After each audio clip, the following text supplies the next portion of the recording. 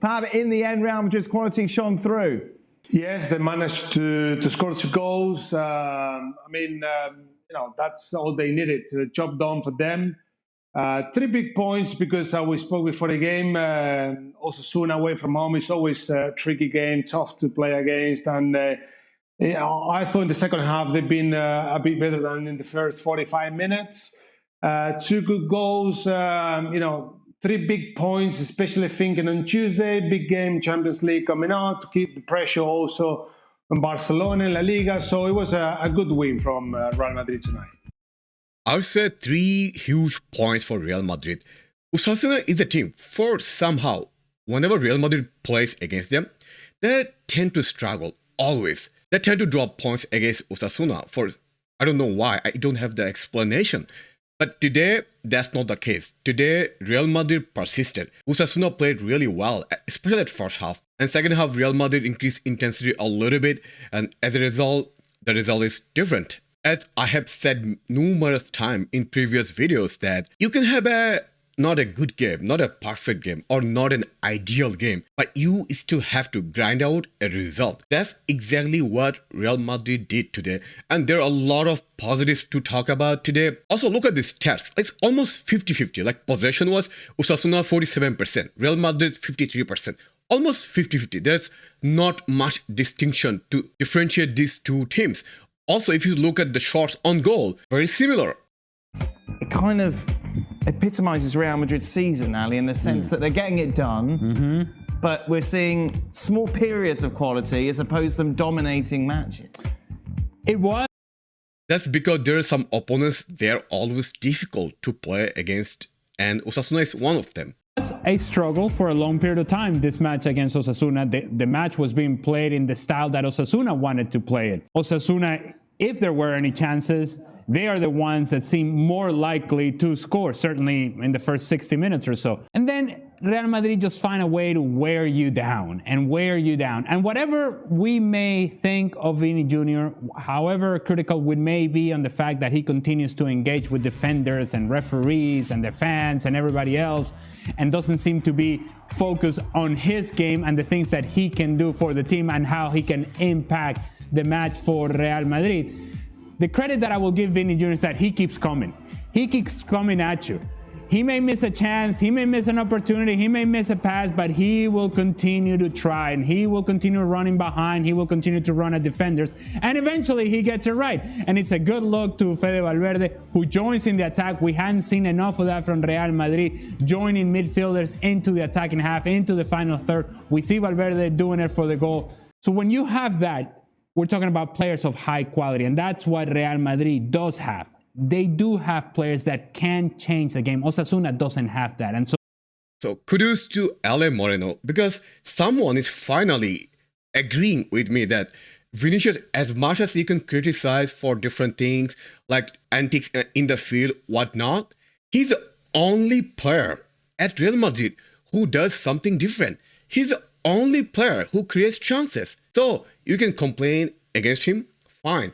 But he's a player who never gives up regardless of the situation. He always comes back, as Ale rightly pointed out. He never gives up. He keeps going and ultimately creates chance. And today, as a result, Real Madrid got the goal from Fede Valverde, assisted by none other than Vini Jr. Additional tactics was, we have to talk about this. Like today, all the attacks by Real Madrid were going to left side, especially through Vinicius Jr. That is a little bit intimidating because that is becoming too predictable for opponents. Against big teams, that's very risky tactics because on the right side, there is no one. Fede was playing as a right winger, but most of the time, he was defending. He was playing more like a right wing back rather than a right winger. So we have to sort it out. We have to play someone at the right side that can create chance and do something like Vinicius Jr. Otherwise, we'll be in trouble. Furthermore, Rodrigo as a solo 9 or as a striker doesn't work because he doesn't have the physicality. He doesn't have the strength to fight with defenders. His best position is behind the striker. So playing him as a striker is not ideal solution for Real Madrid. And the most important, the most positive from today's performance is we got the answer. if Benzema is not available to play as a center forward or a striker, we have Alvaro Rodriguez, a player who played like I think 8 to 9 minutes total. I think he did more than Rodrigo did whole match today. This is how a striker should play. He's tall, he has a strength, he's very good at creating chance, and as a result, he got assist. One assist was taken away because of the offside, but he showed that he has a talent. And I have said many times that these players are so talented. They deserve more chances, but unfortunately, we are not giving them. Whenever you give them the chance, they're creating chance, they're scoring goals, they're assisting. So our management has to think about this more deeply, that these players should play more often they're playing. So for as much as the game was being played in the manner in which they wanted to play it, they don't have enough. They're limited in the attack. They can't score a goal. They have scored 1 goal per game, actually less than a goal per game coming into this match in La Liga. What we saw from Real Madrid is that eventually that quality took over and Vinicius took over and Real Madrid win an important game that at times seemed very unlikely. 2-0, 3 points. Good night, everybody. Okay, we don't have to compare Osasuna and Real Madrid's quality. One of the best team and probably arguably the best team in football history versus one of the good team in La Liga. So there should be no comparison of these two teams in terms of quality. Speaking about some of the opportunities that Vinicius Jr. had but didn't convert, you said he's just making the wrong choice, not making the right decision. Yeah. How much can Ancelotti help him with that? How much is that just experience? Yeah.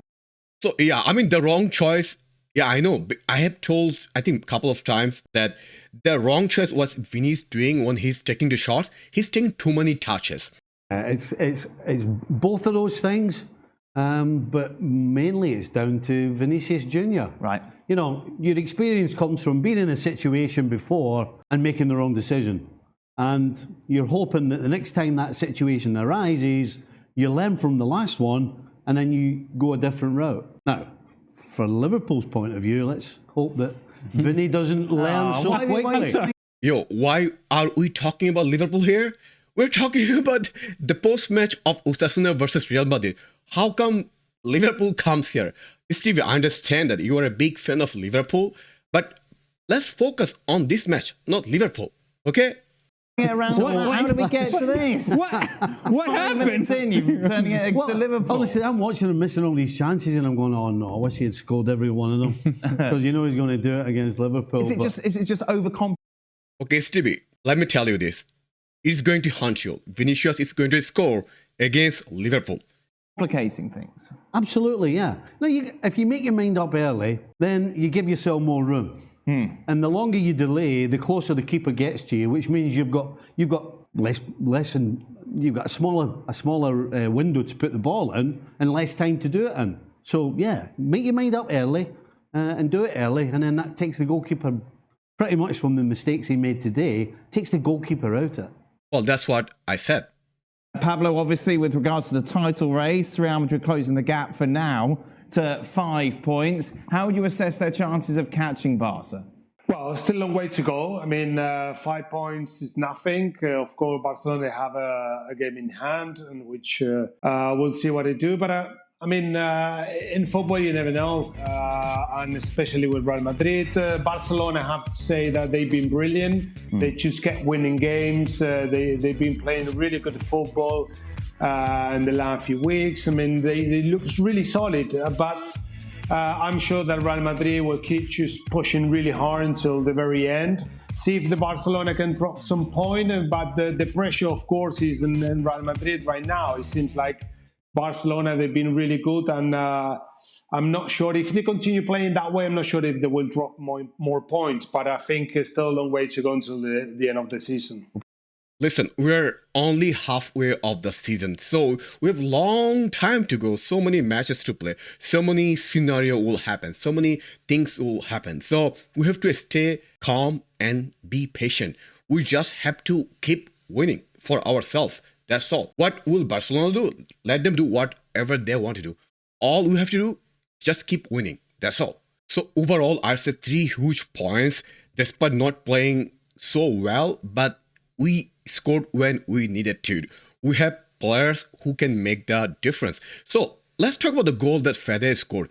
The difference was that a player from midfield has to make a run so that Vini can assist or gives him the ball. That's what Fede did.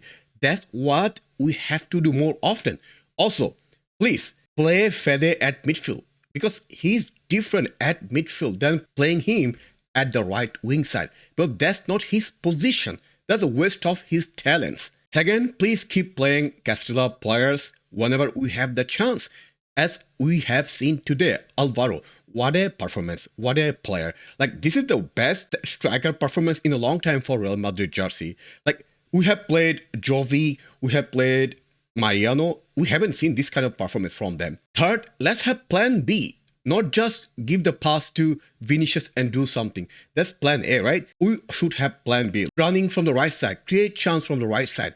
We have to utilize both wings if we want to be successful. Anyway, let me know your thoughts about today's performance in the comment section below.